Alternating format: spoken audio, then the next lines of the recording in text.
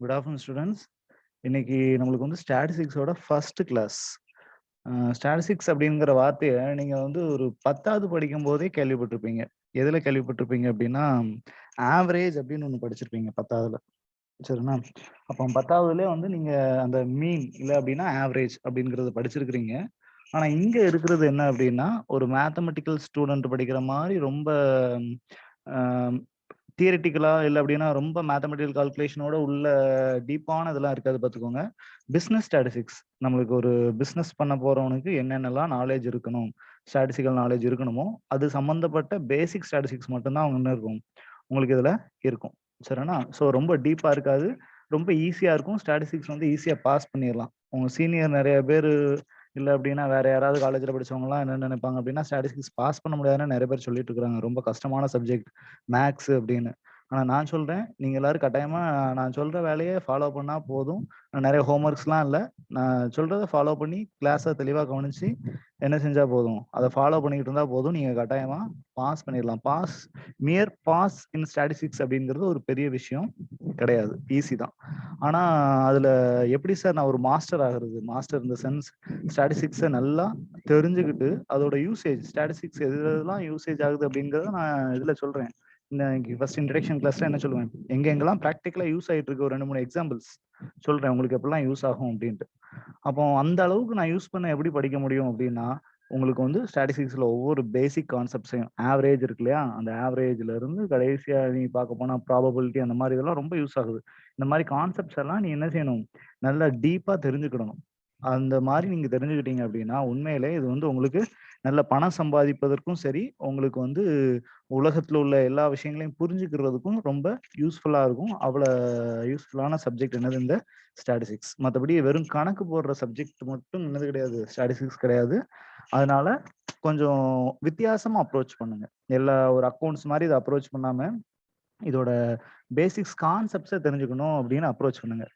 ஒரு கதையோட ஆரம்பிக்கலாம்னு நினைக்கிறேன் இந்த கிளாஸ. கதை அப்படிங்கிறது சும்மா இது ஒரு சினிமா கதை கிடையாது. இதோட சம்மந்தப்பட்ட கதை. ஏன் அப்படின்னா, ஸ்டாட்டிஸ்டிக்ஸ் எப்படிலாம் யூஸ் ஆகுது, எப்போ ஆரம்பிச்சுச்சு அப்படிங்கிறதுக்கு ஒரு எடுத்துக்காட்டு என்ன அப்படின்னா, பெலசபோனியசன் வார் அப்படின்னு ஒரு வார் இருக்கு.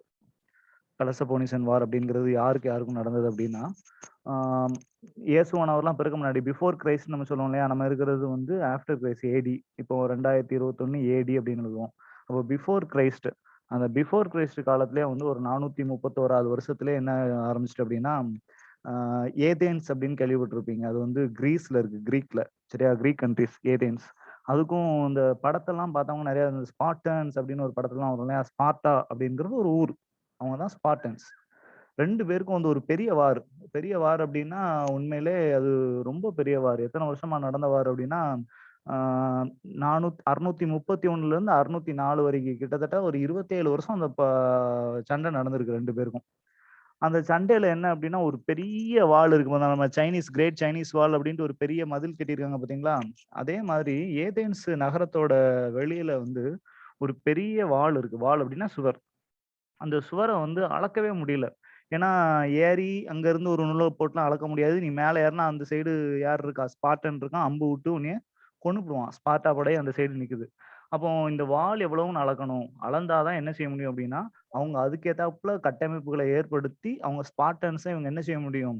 ஏதென்ஸ்ல உள்ளவங்க அவங்க அவங்கள வீழ்த்த முடியும். அதுக்காக ஏதென்ஸ்ல உள்ள ராஜா என்ன பண்றாரு அப்டின்னா, மந்திரிகளெல்லாம் கூப்பிட்டு ஒரு ஆலோசனை நடத்துறாரு. என்னால இப்ப மேல ஏறி அந்த வாள அளக்க முடியாது.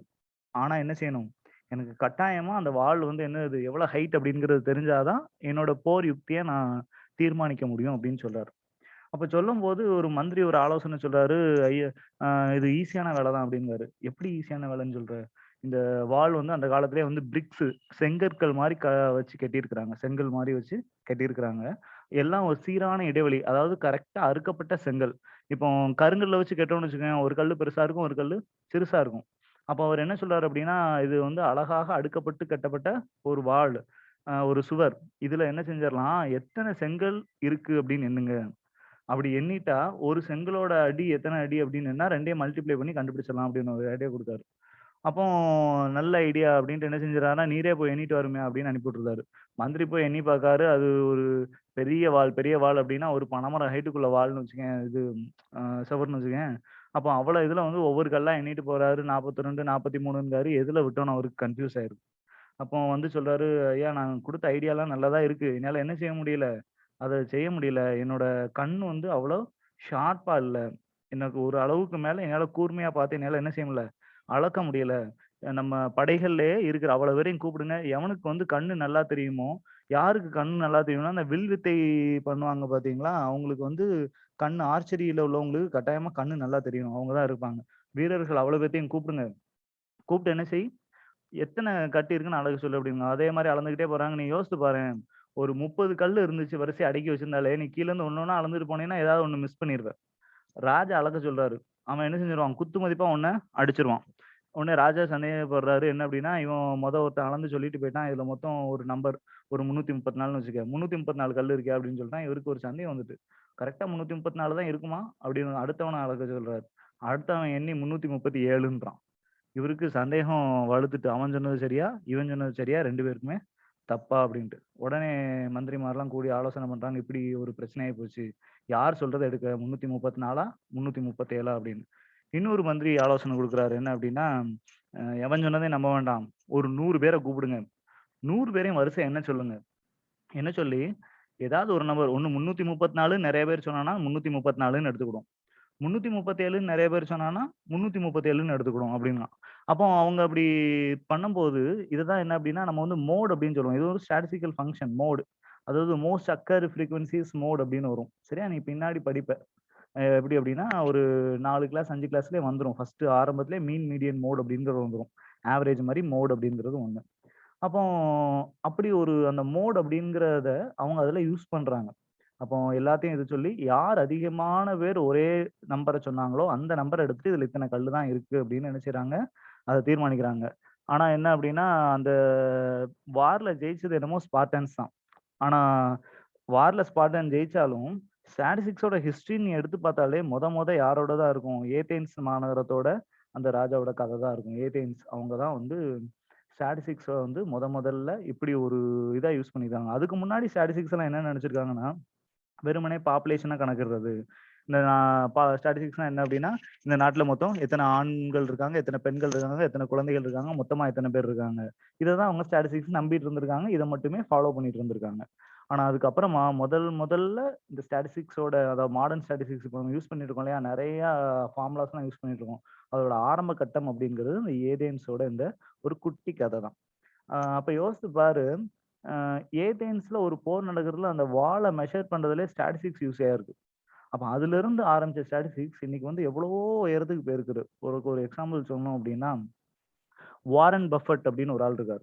இவர் யார் அப்படின்னா, ஒரு முக்கியமான மனிதர். முக்கியமான மனிதர் அப்படின்னா, நம்ம மனித குலத்திலே இப்போ உயிரோட இருக்கிறதுல ரொம்ப முக்கியமான மனிதர். அவருக்கு 90 வயசுக்கு மேல ஆயிருச்சு. அவரு எந்த ஊர்க்காரரு சார் அப்படின்னு கேட்டா, அவர் வந்து அமெரிக்காக்காரர். அமெரிக்கால உலகத்திலே உள்ள முதல் 5 கோடீஸ்வரர்கள்ல அவரும் ஒருத்தர். பில் கேட்ஸும் ஒருத்தர். 2 பேர் தான் பெரிய போட்டியாளர். பில் கேட்ஸ் பேர நீங்க கேள்விப்பட்டிருப்பீங்க. வாரன் பஃபெட் பேர நெறைய பேர் கேள்விப்பட்டிருக்க மாட்டீங்க. ஆனா வாரன் பஃபெட் வந்து எப்படி பில் கேட்ஸ் வந்து கம்ப்யூட்டருக்கே ஒரு சாம்ராஜ்யத்துக்கே ஒரு தந்தை மாரி இருக்கிறாரோ, அதே மாரி வாரன் பஃபெட் அப்படிங்கிறது ஸ்டாக் மார்க்கெட் நம்ம படிக்கிறோம் இல்லையா? பங்குச்சந்தை. அந்த பங்குச்சந்தை வர்த்தகத்துக்கே வந்து ஒரு இப்போதைக்கு பிதாமகன் அப்படின்னா, அவரு வாரன் பஃபெட் தான் இன்னும் உயிரோட இருக்கிறார். சரியா? அவரு என்ன செஞ்சாரு அப்படின்னா, ஒரு 2, 3 வருஷத்துக்கு முன்னாடி அவருக்கு மொத்தம் 3 குழந்தைங்க. 3 குழந்தைங்க அப்படின்னா 3 பேர் இப்போ பெரிய வயசானவங்க தான். அப்போ அவருக்கு 3 குழந்தைங்க. 3 குழந்தைகளுக்கும் ஒரு 18 வயசு ஆகும்போது என்ன சொல்றாரு அப்படின்னா, நான் வந்து ஸ்க்ராட்ச் அதாவது பூஜ்ஜியத்துல இருந்து தான் ஆரம்பிச்சேன். அவரோட வாரன் பஃபெட் அப்படின்ட்டு தமிழ்லலாம் அவரோட கவர் ஸ்டோரி நியூஸ் 7 அப்படின்லாம் புதிய தலைமுறை அவங்கலாம் அத பத்தி பேசியிருப்பாங்க. டைம் இருந்தா கவனிங்க. ரொம்ப இன்ஸ்பிரேஷனல் ஸ்டோரி. அவர் வந்து ரொம்ப அ வசதியான வீட்டு பிள்ளைனாலும், அடித்தட்டுல இருந்து ஆரம்பிச்சு அவர் அவ்வளோ பெருசுக்கு வளர்ந்திருக்கிறாரு. இன்னொரு விஷயம் சொல்லணும் அப்படின்னா, இந்த இது முடியும்போது சொல்றேன். அப்போ அவரோட கிரேட்னஸ் உனக்கு புரியும். அவரோட குழந்தைகள்ட்ட என்ன சொல்றாரு அப்படின்னா, "நீ என்ன செய், உனக்கு என்ன துறைனாலும் தேர்ந்தெடுக்க. ஆனா தேர்ந்தெடுத்துக்க. ஆனா என்ன செய் அப்படின்னா, ஸ்க்ராட்ச்ல இருந்து ஆரம்பி. ஒண்ணுமே இல்லாத இடத்துல இருந்து ஆரம்பி. நீயா சம்பாதிச்சு என்ன செஞ்சுக்க, உன் இத பெருக்கிக்க." அப்படின்னு சொல்லிட்டு, அவரு பில் கேட்ஸும் அவரும் தான் பெரிய காம்படிட்டர். உலகத்துல வந்து உலகத்திலே பெரிய 2 பேரு எதிர்க்க எதிர்க்க போட்டி போடுறவங்க அப்படின்னா, பில் கேட்ஸும், வாரன் பஃபெட்டும் 2 பேருமே அமெரிக்காக்காரங்க. அவரு பில் கேட்ஸோட அறக்கட்டளை நீங்க கேள்விப்பட்டிருப்பீங்க. பில் கேட்ஸோட அறக்கட்டளை வந்து முக்கியமான பணி அவங்களுக்கு என்ன அப்டின்னா, 2 முக்கியமான பணி. ஒண்ணு எய்ட்ஸ் நோய்க்கு மருந்து கண்டுபிடிக்கிறது. அத விட முக்கியமான பணி என்ன அப்டின்னா, அ உலகத்துல ஏழ்மையை நீக்கணும். சாப்பாடு இல்லாதவங்களே இருக்கக்கூடாது அப்படிங்கிறதுக்காக பல எத்தியோப்பியன் கன்ட்ரீஸ் அப்படி ரொம்ப பேக்வேர்ட்ல உள்ளவங்களுக்குலாம் போய், ஒ ஒரு நாளைக்கு 2 வேளையாவது சாப்பாடு குடுக்கணும் அப்படிங்கிறது தான் வந்து அவங்களோட பணி. அவர் பெரிய ஒரு அறக்கட்டளை. அதுக்கு வாரன் பஃபெட் வந்து அசால்ட்டா போனாரு. அவரோட ஒரு திறப்பு விழாவுக்கு. ஆம் யாருக்குன்னா, இவரு பில்கேட்ஸோட அந்த அறக்கட்டளையோட ஒரு திறப்பு விழாவுக்கு போனாரு. அறக்கட்டளை ரொம்ப நாள் இருக்கு. ஒரு புதிய ரீஜியனோட திறப்பு விழாவுக்கு போறாரு. போய் அசால்ட்டா ஒரு செக் எழுதி குடுத்தாரு. அவரு செக் எழுதி குடுத்ததுல ஒரு பத்திரம். செக் அப்டின்னா, அந்த தொகைய அவரால செக்ல குடுக்க முடியாது. ஒரு பத்திரத்துல எழுதி குடுத்தாரு. ஆச்சரியப்படக்கூடிய விஷயம் என்ன அப்டின்னா, அவரோட 90% ஆ சாரி ஆமா. அவரோட 90% பணத்த அவர் என்ன செஞ்சுட்டாரு அப்டின்னா, அவர் கையில வச்சிருந்ததுல 90% பணத்த அவரோட அறக்கட்டளைக்கு பில்கேட்ஸோட அறக்கட்டளைக்கு எழுதி குடுத்துட்டாரு. அப்ப யோசித்து பாரேன். அவர் வந்து 37,000 கோடிக்கு அதிபர். 1, 2 கோடி கிடையாது. அப்போ அந்த காலத்திலேயே அவரு அந்த டைம்ல அவரு எவ்வளோன்னா 37,000 கோடிக்கு அதிபர். 37,000 கோடிக்கு அதிபர் அவரு பசங்களுக்கு சாரி 90ல 85. ஏன்னா, ஏன் 85ன்னா அந்த அந்த டெர்ம் ஞாபகம் வந்துட்டு. ஒவ்வொரு பையனுக்கும் அவருக்கு 3 பசங்க சொன்னேன்ல, ஆளுக்கு 5% அவரு 37,000 கோடியில 6க்கு 5 37 லட்சம் கோடின்னு நெனைக்கிறேன். அதாவது அவங்க டாலர்ல பார்த்தா 1000த்துல வரும். நம்ம இந்தியன் மதிப்புல பார்த்தா, ரூபாயில பார்த்தா அது வந்து 37 லட்சம் கோடியா இருக்கும். அது லட்சத்துல வரும். நான் சொல்றது டாலர்ஸ்ல. அதனால 37,000ன்னு சொன்னேன். சரிதானா? அப்போ அவரு என்ன சொல்றாருன்னா, என் பிள்ளைகளுக்கு இன்னும் ஒரு 2, 3 தலைமுறைக்கு அவங்க சாப்பாட்டுக்கு பஞ்சம் இல்லாம இருந்தா போதும். அவங்களுக்கு வேற என்ன தேவையில்ல. பெரிய பெரிய சொஃபிஸ்டிகேட்டட் லைஃப்லாம் தேவையில்ல. அவன் சாப்பாட்டுக்கு அவன் கஷ்டப்படக்கூடாது அவ்வளவுதான். அதனால ஆளுக்கு நான் சம்பாதிச்ச பணத்துல ஆளுக்கு 5% 5, 5, 5, 15 மீதி 85 நான் சேரிட்டிக்கு எழுதி வச்சுட்டேன். பொது நலத்துக்கு எழுதி வச்சுட்டேன் அப்படின்னு ஒரு பத்திரிக்கையில பேட்டி குடுக்குறாரு. எங்க இருந்து? ஆன் த ஸ்டேஜ்ல பில்கேட்ஸ் தான் அவரோட காம்படிட்டர். அவரு சேரிட்டிக்கு இவரு எழுதி குடுத்துட்டு வந்துட்டாரு. அவ்வளோ ஒரு பெரிய மாமனிதர். அப்ப இவரு என்ன சார் செஞ்சாரு? இவருக்கும் ஸ்டாட்டிஸ்டிக்ஸ்க்கும் என்ன சம்மந்தம்? இவரால எப்படி அவரு 37,000 கோடிய சம்பாதிக்க முடிஞ்சுச்சு? அவரோட அப்பாவோட பணம் 1 பைசா கூட கிடையாது. அதுவும் ரொம்ப முக்கியம். வாரன் பஃபெட்டோட அப்பா அங்க ஒரு பெரிய அரசியல்வாதியா இருந்தவர் தான். ஆனா, அவங்க அப்பாவோட பணம் அதுல ஒரு பைசா கூட கிடையாது. எல்லாமே வாரன் பஃபெட் அவரோட 6வது வயசுல அந்த 6 வயசுல யோசிச்சு பாரேன். இங்க சாதாரண எம்.எல்.ஏவா இருந்தா என்ன செய்வாங்க? எம்.எல்.ஏ பையன் போய் பேப்பர் போடுவானா? ஆனா, அவர் வந்து எம்பி அளவுக்கு செனட் சபையோட உறுப்பினர் அவங்க அப்பா. ஆனா, இவர் என்ன செய்வாருன்னா, காலையில 6 மணிக்கு போய் பேப்பர் போட்டு, அதுல வர்ற காசெல்லாம் சேர்த்து வச்சு, அத என்ன செய்வாருன்னா, பங்குச் சந்தையில முதலீடு பண்ணாரு. எத்தன வயசுலன்னா, 6 வயசுல. காரணம் என்ன அப்டின்னா, அவங்க அப்பா வந்து ஒரு பங்குச்சந்தை முதலீட்டு கம்பெனி வேற நடத்திட்டு இருந்தாரு. இவ்வளோ பெரிய பங்குச்சந்தை முதலீட்டு கம்பெனினா பெரிய விஷயம். அதே இதுல அவங்க அப்பா ஒரு எம்பி. நம்ம இதுல எம்பின்னு சொல்றோம் இல்லையா? அந்த மாரி அவங்க செனட் சபை உறுப்பினர். அப்படி ஒருத்தரோட பையன், அவங்க அப்பா பைசாலருந்து ஒண்ணு கூட எடுக்காம, அவரே பேப்பர் போட்டு சம்பாதிச்சு சேகரிச்ச காச பங்குச்சந்தையில இன்வெஸ்ட் பண்ணி, அதுக்கப்புறமா அவர் படிச்சதுக்கு அப்புறமாவும் வேல பார்த்து சம்பாதிச்ச காச பங்குச்சந்தையில இன்வெஸ்ட் பண்ணி, அவரோட 80, 85வது வயசுல 37,000 கோடி டாலருக்கு உரிமையாளரா இருந்தாரு. எப்படி சார் அவர் இத சம்பாதிச்சார் அப்படின்னா, அதுக்கு முக்கியமா யூஸ் ஆனது இந்த ஸ்டாட்டிஸ்டிக்ஸ். ஸ்டாட்டிஸ்டிக்ஸ்க்கும் அவர் சம்பாதிக்கிறதுக்கும் என்ன சார் சம்மந்தம்? அத கார்லேட் பண்ண முடியுமா அப்படின்னா, அவரு வந்து 2 விஷயத்துல ஸ்டாட்டிஸ்டிக்ஸ் அவருக்கு ரொம்ப யூஸ் ஆயிருக்கு. எப்படின்னா, முதல்ல யூஸ் ஆனது நம்ம காமர்ஸ் தான். 2 விஷயத்துல முக்கியமான விஷயம் ஸ்டாட்டிஸ்டிக்ஸ். நம்ம காமர்ஸ் இருக்கு இல்லையா? காமர்ஸ்ல வந்து நீ 3 இயர்ல படிப்பீங்க. இபிஎஸ், ஏர்னிங் பெர் ஷேர் அது இதுன்னு படிப்பீங்க 3 இயர்ல. அது எல்லாத்தையும் கரைச்சு குடிச்ச ஒரு யூதர். யூத குலத்தை சேர்ந்தவர் ஒருத்தர் தான் வந்து அந்த காலத்துல அமெரிக்கால பெரிய ஆள் எதுல அப்படின்னா, எக்கனாமிக்ஸ்ல. அந்த எக்கனாமிக்ஸ் படிச்ச அந்த யூத குலத்தவர்ட்ட தான் வந்து இவருக்கு வந்து யாரு அப்டின்னா, வாரன் பஃபெட்டுக்கு ஒரு பெரிய முன்னோடி, பிதாவா நெனச்சிருக்கிறவர். அவர் அந்த அதுல அவங்க அப்பாவா நெனச்சிருக்கிறவர்.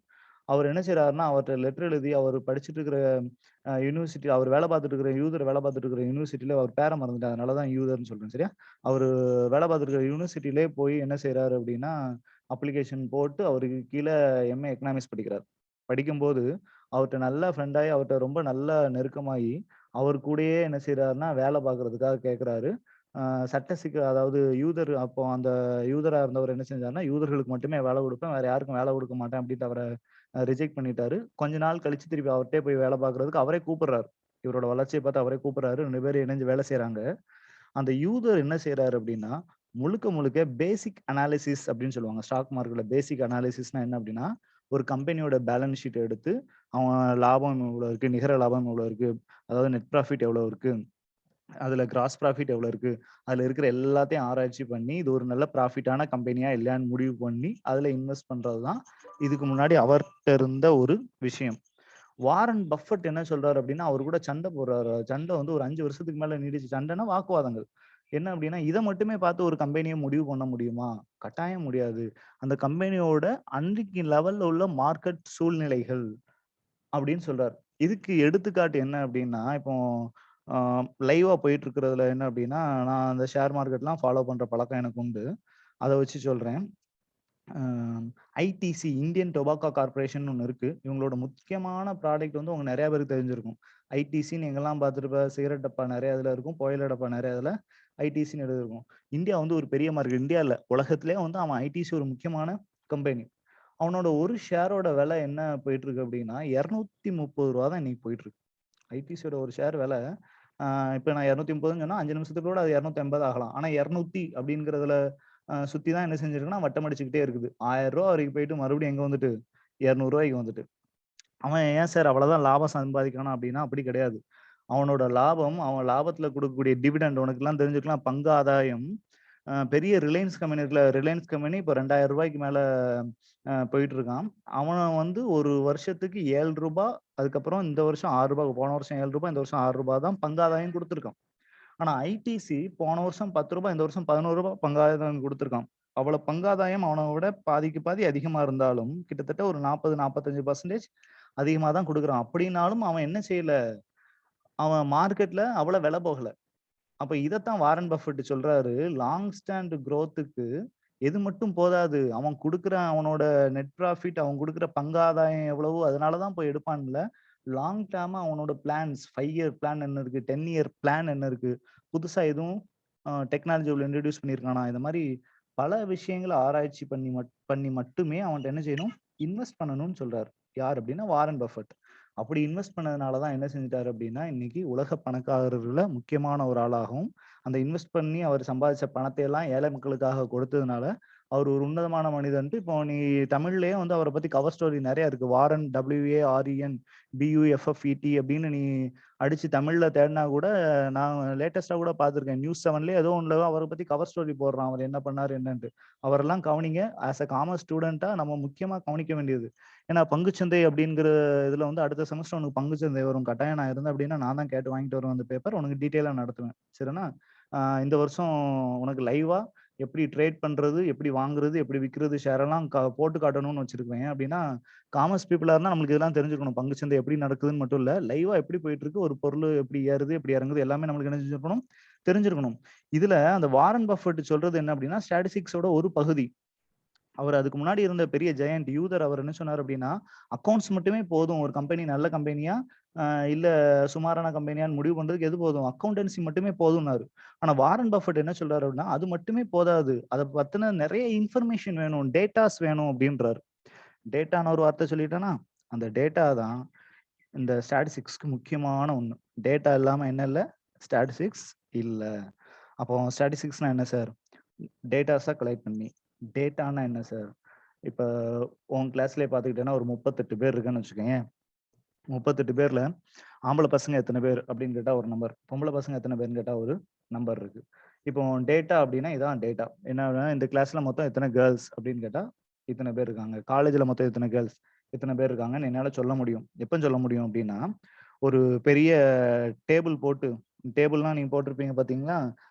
எப்படி அப்படின்னா மேல், ஃபீமேல், காமர்ஸ், அப்புறம் இங்கிலீஷ் அப்படின்னு ஒவ்வொரு டிபார்ட்மெண்ட்டா எழுதி அதுக்கு டோட்டல் போட்டு வச்சிருந்தேன்னு வச்சுக்கயேன். அப்போ ஒவ்வொரு டிபார்ட்மெண்ட்லயும் கேர்ள்ஸ் எவ்வளோ இருக்காங்க, டோட்டல் கேர்ள்ஸ் எவ்வளோ இருக்காங்க. ஒவ்வொரு டிபார்ட்மெண்ட்லயும் பாய்ஸ் எவ்வளோ இருக்காங்க, டோட்டல் பாய்ஸ் எவ்வளோ இருக்காங்க. ஒவ்வொரு டிபார்ட்மெண்ட்லயும் ஸ்டாஃப் எவ்வளோ இருக்காங்க, டோட்டல் ஸ்டாஃப் எவ்வளோ இருக்காங்க. இப்படி என்னைய பார்த்த உடனே என்னால என்ன செய்ய முடியும்?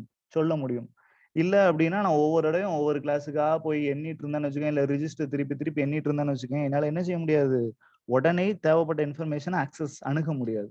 அப்போ ஸ்டாட்டிஸ்டிக்ஸ் அப்படின்றது இதுதான். என்ன அப்படின்னா, தரவுகளை சேகரித்து அதான் கலெக்ஷன் ஆஃப் டேட்டா. அத கிளாசிஃபை பண்றது அப்படின்னா, அத பிரிச்சு மேல், ஃபீமேல், மேல், ஃபீமேல் மட்டும் பிரிக்கல. ஸ்டூடண்ட்ஸ், ஸ்டாஃப்ன்னு மட்டும் பிரிக்கல. பிகாம் ஸ்டூடண்ட்ஸ், இங்கிலீஷ் ஸ்டூடண்ட்ஸ் அப்படி தனித்தனியா பிரிக்கிறோம். அதே மாதிரி பிகாம் ஸ்டாஃப், இங்கிலீஷ் ஸ்டாஃப் ஒரு பெரிய டேபிள்ல என்ன செஞ்சிடுறோம் அப்படின்னா, இது அவ்வளவு டேட்டாவையும் உள்ள இன்சர்ட் பண்ணி அழகா பார்த்த உடனே கண்டுபிடிக்கிற மாதிரி என்ன செஞ்சிடறோம்? குடுத்துடுறோம். இதான் ஸ்டாட்டிஸ்டிக்ஸோட வேலை. இப்படி குடுக்கறதுனால தான் இத பார்த்து வாரன் பஃபெட் என்ன முடிவு பண்றாரு அப்படின்னா, இதுல சிம்பிள் ஆவரேஜ், மூவிங் ஆவரேஜ்லாம் இருக்கு. அதெல்லாம் பார்த்து வாரன் பஃபெட் என்ன பண்றாரு அப்படின்னா, இது நல்ல ஸ்டாக்கா இல்லையான்னு முடிவு பண்றாரு இதுல ஸ்டாக் மார்க்கெட்ல. அதால அவர் சம்பாதிச்சது எவ்வளவு? $37,000 கிட்டத்தட்ட எத்தனையோ லட்சம் இந்திய ரூபாய், லட்சம் கோடி, வெறும் லட்சம் கிடையாது, லட்சம் கோடி இந்திய ரூபாயின் மதிப்பு. சரிதானா? இன்னும் சொல்றேன் அப்படின்னா, உனக்கு ஸ்டாக் மார்க்கெட் மேல ஆர்வமா இருந்து அப்படின்னா, மெட்ராஸ் ட்ரேடர்ஸ் அப்படின்னு என்ன இருக்கு, ஒரு யூடியூப் சேனல் இருக்கு. நீ அதை ஓபன் பண்ணி பாரு. தமிழ்லயும் இப்போ அவர் போறாரு, ராஜன் நினைக்கிறேன் அவர் பேரு. சின்ன பையன் தான், ரொம்ப என்னை விடலாம் சின்ன பையன் தான். அவரோட கடந்த ஒரு வருஷத்தோட ஸ்டாக் மார்க்கெட்ல அவரோட சம்பாத்தியம் வந்து 1,26,00,000. நம்ப முடியல இல்லையா? அவரோட இன்வெஸ்ட்மெண்ட் வெறும் 20,00,000 தான். வெறும் 20,00,000 அப்படிங்கிறது அவரோட இன்வெஸ்ட்மெண்ட் 20,00,000 6 மடங்கு ஆயிருக்கு. நீ வெறும் ரூ. 20 போட்டாலும், சாரி, ரூ. 20 போட்டு ஒண்ணும் பண்ண முடியாதுன்னு வச்சுக்கயேன். உன்னால பெரிய அளவுல சாதிக்க முடியாது. ரூ. 2,000 போட்டாலும் இந்நேரம் நீ என்ன செஞ்சிருக்கலாம்? ரூ. 12,000 அவரோட ஸ்ட்ராட்டஜியை ஃபாலோ பண்ணியிருந்தா எடுத்திருக்கலாம். அவர் யூஸ் பண்ணது ஃபுல்லா ட்ரெண்ட். அது டைரக்டா ஸ்டாட்டிஸ்டிக்ஸ்ல உள்ளது. ட்ரெண்ட் லைன்ஸ் யூஸ் பண்ணுவாரு. அது போக ஃபிபனாச்சி ரெட்ராச்மென்ட் நிறைய இருக்கு. அது எல்லாமே என்னதுன்னா ஸ்டாட்டிஸ்டிக்ஸ். அப்போ நான் வெளிநாட்டு உதாரணம் ஒண்ணு சொன்னேன். இந்தியா உதாரணம் ஒண்ணு சொல்லியிருக்கேன். நீங்க வேணா இன்னைக்கே போய் யூடியூப்ல அடிச்சு பாருங்க. மெட்ராஸ் ட்ரேடர்ஸ் இருக்கும். அதோட தமிழ் சேனலும் இப்ப இருக்கு. ராஜன் அதுக்கப்புறம் ஏதோ ஒரு பேர் வரும் அவருக்கு. அது தமிழ் சேனலும் அவர்கிட்ட இருக்கு. சரி, நான் தமிழ் சேனல்ல பாரு. அவரு கிட்டத்தட்ட ஒரு 20, 30 வீடியோ தான் போட்டிருப்பாரு. அதை பார்த்தாலே நீ ஸ்டாக் மார்க்கெட்டை பத்தி நினைச்சுக்கலாம், ஒரு புரிதலுக்கு வந்துக்கலாம். நல்ல வீடியோஸ், அந்த மாதிரி வீடியோஸ், இன்ஃபர்மேட்டிவ் வீடியோஸை பாருங்க. பார்த்து இதெல்லாம் படிச்சு நீ என்ன செஞ்ச அப்படின்னா, ஸ்டூடெண்டா இருக்கும்போது இன்வெஸ்ட் பண்ணலாம். நீ இன்வெஸ்ட்மெண்ட்டையும் ஒரு போர்ட்ஃபோலியோ உருவாக்கிட்ட அப்படின்னா, நீ வேலைக்கே போகணும். அவரு ராஜன்லாம் வந்து வேலைக்கு போகல. டெய்லியும் வந்து அவர் போவாரு. 9:30 போய் டிவி, ஒரு பெரிய டிவி வச்சிருக்காரு. டிவினா கம்ப்யூட்டரோட ஸ்கிரீனு. அவர் ரூம் வச்சிருக்காரு. அங்க போய் உட்கார்ந்தாருன்னா சாயங்காலம் 3:30 வரைக்கும் அங்க வேலை. அவர் நிறைய பண்றாரு. அவர் நிறைய ஒர்க் பண்றாரு, இல்லைன்னு சொல்லல.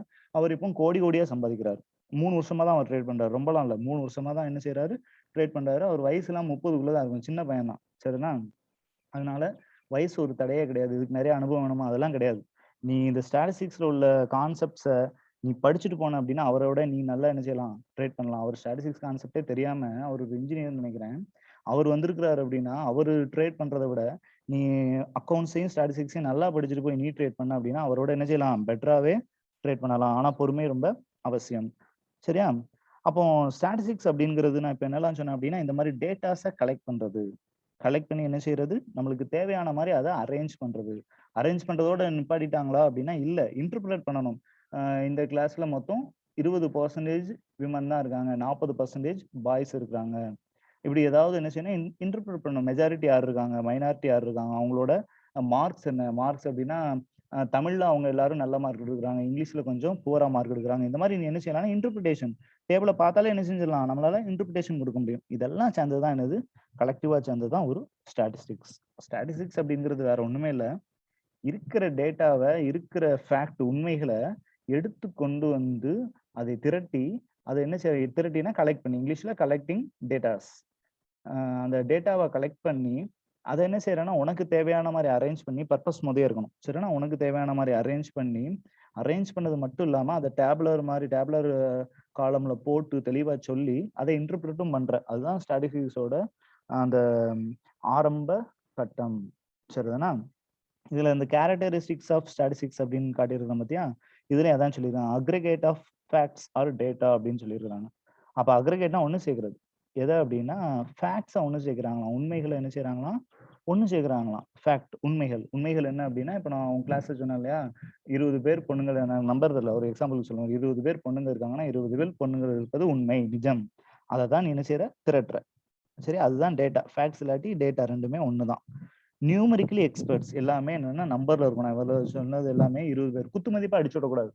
இந்த ஒரு சில அமைச்சர்கள்னு சொல்லக்கூடாது, ஒரு சில எம்எல்ஏக்கள் சொல்லணும் இல்லையா, ஸ்டேஜ்ல பேசும்போது சுமாராக நிறைய பேர் என்ன செஞ்சாங்க, டாஸ்மாக் எதிராக போராடினார்கள். எத்தனை பேர்ப்பா டாஸ்மாக் எதிராக போராடினா, நம்பர்லாம் சொல்ல மாட்டான். சார் நிறைய பேர் போராடினாங்க சார். அதான்ப்பா, எத்தனை பேர் இருந்திருப்பான், ஒரு 100 பேர் இருந்திருப்பானா? இல்ல சார், நிறைய பேர் போராடினாங்க சார். அவன் நிறைய பேர், கொஞ்சம் பேர் அப்படின்றத விட்டே வரமாட்டான். அப்ப அது உண்மை கிடையாது. உண்மை அப்படின்னா 20 பேர் போராடினா 20 பேர் போராடினா, 100 பேர் போராடினா 100 பேர் போராடினா. சரிதானா? நான் ஒரு எக்ஸாம்பிள் சொல்றேன், அதுக்கு டாஸ்மாக்ங்கிறதுக்காக சொல்ல, ஒரு எக்ஸாம்பிளுக்கு. அப்போ நியூமரிக்கலி எக்ஸ்பிரஸ், அதுக்கு என்ன இருக்கணும்னா, ஒரு நம்பர் இருக்கணும். அந்த நம்பரை சொல்லி இத்தனை நம்பர் அப்படின்னு தெளிவா என்ன இருக்கணும், ஸ்டாட்ல இருக்கணும். அஃபெக்டட் பை டிஃப்ரெண்ட் ஃபேக்டர்ஸ், இதை தான் நான் இப்ப சொன்னேன். என்ன சொன்னேன் அப்படின்னா, ஃபேக்டர்ஸால மாறும். இப்ப இந்த ஃபேக்டர்ஸ்ங்கிறது என்ன அப்படின்னா, உங்க கிளாஸ்ல 20 கேர்ள்ஸ் இருக்காங்க அப்படின்னா, எத்தனை பேர் ரூரல் பேக்ரவுண்ட்ல இருந்து வர, ரூரல் அப்படிங்கிற ஒரு ஃபேக்டர். ரூரல், அர்பன் அப்படிங்கிறது என்ன அப்படின்னா, அவங்களோட லிவிங் பிளேஸ் ஒரு ஃபேக்டரை எடுத்தா, அது அடுத்ததா ஒரு சேட் அப்படியே பிரிஞ்சிடும். 20 பேர்ல 5 பேரு சிட்டில இருந்து வராங்க. ஒரு 10 பேரு செமி அர்பன், இந்த புதுக்கோட்டை, சாயர்புரம் மாரி ஏரியால செமி அர்பன்ல இருந்து வராங்க. ஒரு 10 பேர் ரூரல் ஏரியால இருந்து வராங்க. அப்போ நான் என்ன கேட்கிறேன் அப்படின்னா, உங்க கிளாஸ்ல மொத்தம் எத்தனை கேர்ள்ஸ் அப்படின்னா 20ன்னு சொல்லுவேன். கிராமங்களில் இருந்து வரக்கூடிய கேர்ள்ஸ் எத்தனை அப்படின்னு கேட்டா நீ 10ன்னு சொல்லுவ. அதுதான் வந்து ஃபேக்டார். அதுக்குள்ள ஒவ்வொரு ஃபேக்டாரையா குடுக்க அத அத அப்படியே அழிச்சுட்டு அடுத்ததா கேட்கிறேன். ம் புதுக்கோட்டையில் படித்த மாணவிகள் எத்தனை அப்படின்னு கேட்கேன் அப்படின்னா அதுக்கு வேற நம்பர் வரும். அப்போ ஒவ்வொரு ஃபேக்டாரா மாத்த அதுல ஒவ்வொரு கீ இண்டிகேட்டரா மாத்த அதோட நம்பர்ஸ் மாறிக்கிட்டே இருக்கும். அதுதான் என்ன அப்படின்னா அஃபெக்டட் பை டிஃப்ரெண்ட் ஃபேக்டர்ஸ்.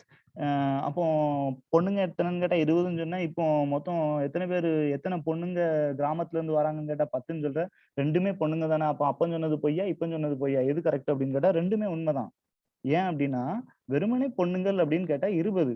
கிராமத்திலிருந்து வரக்கூடிய பெண்கள் அப்படின்னு நம்ம அதுல கிராமத்திலிருந்து அப்படிங்கிற ஒரு ஃபேக்டரை உள்ள கொடுத்துட்டோம் அப்படின்னா நம்பர் 10ஆ மாறிடுது. அதுதான் வந்து அஃபெக்டட் பை டிஃப்ரெண்ட் ஃபேக்டர்ஸ். சரிதானா?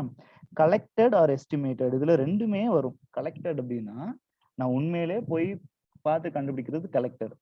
இதே இது எஸ்டிமேட்டட் அப்படின்னா என்ன சொல்லுவோம் அப்படின்னா 3rd இயர்ல காஸ்டிங்லாம் படிப்பீங்க. என்ன செய்வீங்கன்னா ஒரு 3 வருஷமா ஒரு காஸ்ட் எவ்வளவு வருது, ஒரு பென்சில் தயாரிக்கிற கம்பெனின்னு வச்சுக்கோங்க, இல்ல ஒரு பென்சில் தயாரிக்கிறதுனா கூட புரியாது, ஒரு பைக் தயாரிக்கிற கம்பெனி. பைக் தயாரிக்கிறதுக்கு ஒரு பர்டிகுலர் பைக்கை தயாரிக்க 1 லட்சம் ரூபாய் செலவாகுது. அதை 1,50,000 ரூபாய்க்கு வியாபாரம் பண்றாங்கன்னு வச்சுக்கோங்க. 2018ல 1 லட்சம் செலவாயிருக்கு. 2019ல 1,10,000 செலவாயிருக்கு. 2020ல 1,20,000 செலவாயிருக்கு. 2021ல 1,30,000 செலவாயிட்டு இருக்கு. அப்ப அடுத்த வருஷம் கூட 10,000 1,40,000 செலவாகணும். இது வந்து எஸ்டிமேட்டட். அப்போ ஒவ்வொரு வருஷமா 10,000 காஸ்ட் இன்க்ரீஸ் ஆயிட்டே வருது. அப்போ அடுத்த வருஷம் எவ்வளவு ஆகும்? இது எஸ்டிமேட்டட் பிரைஸ். சரினா? ரெண்டுமே இருக்கலாம். ஒன்னு கலெக்டட் அப்படின்னா உண்மையிலே இருக்கிறத எடுக்கிறது கலெக்டட். எஸ்டிமேட்டட் அப்படின்னா நம்மளோட estimation based on different reasons. என்ன ரீசனால இருக்கலாம், அதுல கூட எஸ்டிமேஷனால கண்டுபிடிச்சா அது பேரு எஸ்டிமேட்டட். எதுனாலும் இருக்கலாம். சரினா? ரீசனபிள் ஸ்டாண்டர்ட் ஆஃப் அக்யூரசி, கிட்டத்தட்ட கரெக்டான அக்யூரேட்டா இருக்கணும். நான் இதை சொல்றேன் அப்படின்ட்டு 1000 கூடுது, இந்த வருஷம் 1000 கூடுது, அடுத்த வருஷம் 1000 கூடுதுன்னா அதுக்கு அடுத்த வருஷம் 1000 தான் கூடுமா? இல்ல அப்படின்னா இல்ல வேற மாறுமா அப்படின்னா கட்டாயம் மாறுறதுக்கான வாய்ப்பு இருக்கு. ஏன் அப்படின்னா இந்த பைக்கே தான் சொல்றேன். அதுக்காக தான் இந்த பைக் ரீசனே சொன்னேன். என்ன அப்படின்னா 2018ல அவ்வளவுதான் செலவாயிருக்கும். 2019ல அவ்வளவுதான் செலவாயிருக்கும். 2020 வரைக்கும் அவ்வளவுதான் செலவாயிருக்கும். ஆனா 2021, 22ல கட்டாயமா அதோட பிரைஸ் கட்டாயமா கூடும். காரணம் என்ன அப்படின்னா அதுக்கு முன்னாடி BS4 வெஹிக்கிள்ஸ், இப்போ BS6 வெஹிக்கிள்ஸ். அப்போ BS6 வெஹிக்கிள்ஸ் வரும்போது நான் நிறைய இன்வெஸ்ட் பண்ண வேண்டியிருக்கு. வெஹிக்கிள்ஸ்ல நிறைய டெக்னாலஜி மாற்ற வேண்டியது இருக்கு. எல்லாத்தையுமே வேற மாதிரி நான் டிசைன் பண்ண வேண்டியிருக்கு. அப்போ என்னோட காஸ்ட் அதிகமா கட்டாயமா என்ன செய்யணும், நிறைய கூடும். அப்போ அந்த அக்யூரசியும் இதுல நீ என்ன செய்யணும், எஸ்டிமேட் பண்ணாலும் அதோட அக்யூரசி தவறாமல் பார்த்துக்கணும். அந்த BS6ங்கிற ஃபேக்டரை உள்ள கொடுத்தா அந்த பிரைஸ் என்னவா இருக்காது, 1,40,000 இருக்காது, 1,60,000 போயிடும். ஏன் அப்படின்னா அதுல நான் உள்ள கொடுக்கக்கூடிய டெக்னாலஜிஸ் எல்லாமே மாறுது. அதான் இந்த ரெண்டுக்குமே எஸ்டிமேட்டடா இருந்தாலும் அதுல என்ன இருக்கணும், ஸ்டாண்டர்ட் ஆஃப் அக்யூரசி கட்டாயமா இருக்கணும். ப்ரீ டிட்டர்மைன் பர்பஸ் அப்படின்னா நான் ஏற்கனவே சொன்ன மாதிரி நான் எதற்காக டேட்டா கலெக்ட் பண்றனோ அதுக்கு ஏத்தாப்புல டேட்டா மாறும். ஒரு ஊர்ல போய் நான் தண்ணி கனெக்ஷன் கொடுக்கறதுக்காக, இப்போ எல்லா ஊர்லயும் கொடுத்துட்டு இருக்காங்களா, வீட்டுக்கு வீட்டு தண்ணி கனெக்ஷன் கொடுக்கறதுக்காக ஒரு ஊர்ல போய் நான் டேட்டா கலெக்ட் பண்ணேன் அப்படின்னா இந்த ஊர்ல மொத்தம் எத்தனை குடும்பங்கள் அப்படின்னு கலெக்ட் பண்ணா எனக்கு எத்தனை வீட்டுல ஆள் இருக்காங்களோ அதான் எனக்கு எத்தனை குடும்பங்களா வரும். அதே இது ரேஷன் கார்டு எடுத்து பார்த்தோம்னு வச்சுக்கோங்க, இப்பெல்லாம் நிறைய பேர் வீட்டுல ஒரே வீடா இருக்கும். 23/A, 23/1A, 23/1B, 23/1C இருக்கும்.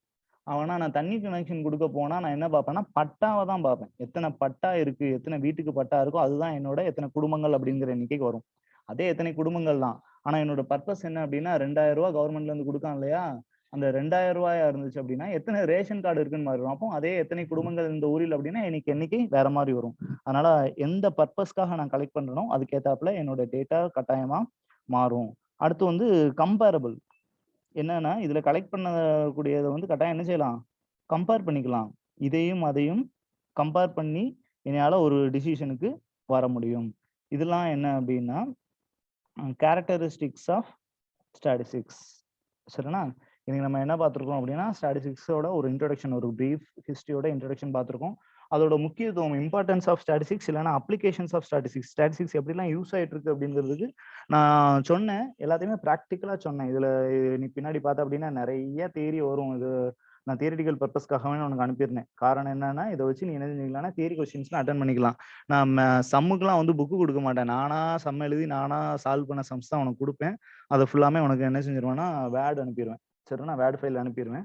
ஸோ இந்த புக்கு எதுக்காக அப்படின்னா, இது ஒரு காலேஜில் உள்ள புக்கு தான், ஒரு யூனிவர்சிட்டியில் உள்ள புக்கு. இது வந்து தியரிக்காக. நான் இன்னொரு புக்கு கூட வச்சிருக்கேன். வேணா இது தேவைப்பட்டா இன்னொரு நாள் அதை வேணா அனுப்புறேன். சரிண்ணா. ஸோ ஒரு ஸ்டாட்டிஸ்டிக்ஸ்னா என்னது, ஸ்டாட்டிஸ்டிக்ஸ்னா எதுக்கு யூஸ் ஆகுது, அது எப்படி ஆரம்பிச்சிச்சு, எப்படி என்ன பரிமாணங்கள்லாம் போயிட்டு இருக்கு அப்படின்ட்டு இன்னைக்கு பார்த்தோம் இல்லையா. நெக்ஸ்ட் கிளாஸ்ல இந்த டேபிள்ஸ் கிளாசிஃபிகேஷன் இப்படிலாம் சொன்னாலாம் இதுக்கு மாதிரி பேசிக்கா ஸ்டாட்டிஸ்டிக்ஸ்ல என்னெல்லாம் இருக்கு அப்படிங்கிறத பார்க்கலாம். I am remaining you again. நீங்க எல்லாரும் என்ன செய்யுங்க, யாருக்கெல்லாம் இன்ட்ரெஸ்ட் இருக்கோ கிட்டத்தட்ட எல்லாருமே வாரன் பஃபட் அப்படிங்கிறவரை என்ன செஞ்சாரு என்ன அப்படிங்கிறத பாருங்க. மேபி நான் அந்த லிங்க் கிடைச்சா வேணா நான் அனுப்பி வைக்கிறேன், குரூப்ல கூட போடுறேன். சரி, அவரை பத்தி பாருங்க. அவரை பத்தி பார்த்தா ஒரு இன்ஸ்பிரேஷனல் ஸ்டோரியா இருக்கும். உனக்கும் அந்த பங்குச்சந்தையோட ஆர்வம் அப்படிங்கிறது வரும். யோசித்து பாரு, அவரு வெறுமனே ஒரு $10,000 என்னமோ தான் ஆரம்பிச்சாரு. ஆனா முடிக்கும் போது அவர் $37,000 கோடி முடிச்சாரு. சரிண்ணா. அப்போ நீயும் அந்த மாதிரி என்ன செய்யலாம், ஒரு பெரிய பணக்காரனாவோ இல்ல ஒரு பெரிய இன்வெஸ்டராவோ வர்றதுக்கு அதுல உனக்கு ஒரு வாய்ப்பு இருக்கு. பணக்காரனா வந்தா மட்டும் போதாது, அவரை மாதிரி என்ன செய்யணும், அடுத்தவங்களுக்கு கொடுக்கக்கூடிய மனப்பான்மை உள்ளவங்களா இருக்கணும். அதுவும் அதுல ரொம்ப முக்கியமான ஒண்ணு. சரிண்ணா. அது போக இன்னொன்னு ஒண்ணு சொன்னேன். அவர் மட்டும் கிடையாது, இப்பவுமே வளர்ந்து வரக்கூடிய ஒரு தொழிலதிபர். இந்த தொழில ட்ரேடிங் அப்படிங்கிற தொழில வளர்ந்து வரக்கூடிய ஒரு தொழிலதிபர். அவரு யார் அப்படின்னா ராஜன். நான் அவரை வந்து தொழிலதிபரா தான் பார்க்கேன். அவர் வந்து நான் ஒரு ட்ரேடர் அப்படின்னு அவர் சிம்பிளா முடிச்சுக்குவாரு. ரொம்ப சிம்பிளான மனுஷன் தான். மெட்ராஸ் ட்ரேடர் அப்படின்னு வச்சிருக்காரு. ராஜன், அதுக்கப்புறம் ஏதோ ஒரு ஒரு பேர், 2 பேர் அவருக்கு அப்படின்ட்டு ஒரு தமிழ் சேனலும் வச்சிருக்காரு. மெட்ராஸ் சேனலோட தமிழ் பதிப்பு. அவரோட வீடியோஸை பாருங்க. அது பிடிச்சிருந்துச்சு அப்படின்னா அதெல்லாம் நீங்க என்ன செய்யுங்க, உங்ககிட்ட இருக்கிற லேப்டாப்பை அந்த மாதிரி விஷயத்துக்கு யூஸ் பண்ணுங்க. ஒரு வருஷமாவது இல்ல 2 வருஷமாவது என்ன செய்யுங்க, காசை உள்ள போடாம அவர் சொன்ன மாதிரி மார்க்கெட்டை வாட்ச் பண்ணுங்க. அதுல எதுவும் உதவி வேணாலும் என்கிட்ட கேளுங்க, நான் அதுக்கு உதவி பண்ண ரெடியா இருக்கேன். இந்த மாதிரி உங்களோட growth சம்மந்தப்பட்ட, உங்களோட வளர்ச்சி சம்மந்தப்பட்ட எந்த இதுக்குனாலும் என்ன செய்யலாம், அந்த மாதிரி இதுக்கு எனக்கு கட்டாயமா கால் பண்ணி இல்ல மெசேஜ் பண்ணி கேட்கலாம். அந்த ஸ்டாக் மார்க்கெட்ல அவர் சொல்லி கொடுக்குறதுல எதுவும் சந்தேகம்னாலும் நான் என்ன செய்யறேன், நானும் அதை ஃபாலோ பண்ணிட்டு தான் இருக்கிறேன். நானும் அதுல பிகினர் தான், நான் ரொம்ப ஃபார்ல இருக்கேன்லாம் சொல்லல. நான் ஓரளவுக்கு அவரோட அந்த டெக்னிக்ஸ் எல்லாம் ஃபாலோ பண்ணிட்டு தான் இருக்கிறேன். சரிதானா. ஸோ நான் அது சொல்லித்தரேன். நானும் அவர் சொல்லித்தரதே போதும். நான் அதில் டவுட்ஸ் எதுவும் இருந்தால் கிளாரிஃபை பண்ணுறேன். தயவுசெய்து இப்போவே கொண்டு போய் காசை உள்ள போட்டுறாதீங்க. ஒரு வருஷமாவது பேப்பர் ட்ரேடிங் அப்படிங்கிறது பண்ணுங்க. பேப்பர்ல எழுதி இன்னைக்கு இந்த ஷேரை வாங்கி வைக்கேன் அப்படின்னு நீ சும்மா பேப்பர்ல குறிச்சுக்க. எத்தனை நாள் வைக்கேன், நான் இன்னைக்கு வெளியே வரேன், என்னோட லாபம் எவ்வளவு, நான் எத்தனை ஷேர் வாங்கியிருப்பேன் அப்படின்னு எழுதி வச்சுக்க. உன்னோட லாபம் எவ்வளவுன்னு பாரு. என்னைக்கு உனக்கு நட்டமே வராம ஒரு 5 ட்ரேட் எடுத்தா உனக்கு 4 லாபம் என்னைக்கு வருதோ அன்னைக்கு நீ எதுக்கு ரெடி ஆயிட்ட, உண்மையிலே பணத்தை போட்டு பண்றதுக்கு ரெடி ஆயிட்ட. இதுக்கு நிறைய எல்லாம் பண்ண வேண்டாம். ஒரு 10,000 இருந்தா ஆரம்பிச்சா போதும். ஈவன் பேங்க் நிஃப்டின்னு ஒன்று இருக்கு, அதுலலாம் $5,000 இருந்தா போதும். நீ என்ன செஞ்சிடலாம், பெரிய லெவல்ல உன்னையால அதை 1,00,000 5,000 1,00,000 உன்னையால 3 மாசம் 4 மாசத்துல கூட உன்னையால மாத்த முடியும். ஆனா அதுக்கு வந்து நீ உன்னோட 1 வருஷம் 2 வருஷத்தோட உழைப்பை நீ அதுல போடணும். சரிண்ணா. ஸோ இந்த மாதிரி இதெல்லாம் நான் அப்பப்போ உனக்கு ஹிண்ட் கொடுத்துக்கிட்டே இருக்கேன். இந்த மாதிரி தொழில்களை எல்லாம் என்ன செய்யுங்க, பழகுங்க, கட்டாயமா சாதிக்கலாம். இன்னைக்கு கிளாஸை இதோட வைண்ட் அப் பண்ணிக்கலாம். நாளைக்கு நாளைக்கு இருக்கும்னு நினைக்கிறேன். மேக்ஸிமம் நாளைக்கு ஒரு கிளாஸ் போடுவேன். அதுல பேசிக்ஸ் ஆஃப் ஸ்டாட்டிஸ்டிக்ஸ், அந்த பேசிக்ஸா என்னென்ன கான்செப்ட்ஸ் இருக்கு அப்படிங்கிறத நம்ம என்ன செய்யலாம், பார்க்கலாம். சரியா. சம்ஸ் ஆரம்பிக்க ஒரு 2 days ஆகும்னு நினைக்கிறேன். 2 or 3 days ஆகும். அதுக்கப்புறம் சம் வரும். சம் வந்துட்டு இந்த புக் வச்சு எடுக்க மாட்டேன், நானா கொடுப்பேன். ஓகேவா. Okay, thank you. Will meet you tomorrow. Thank you.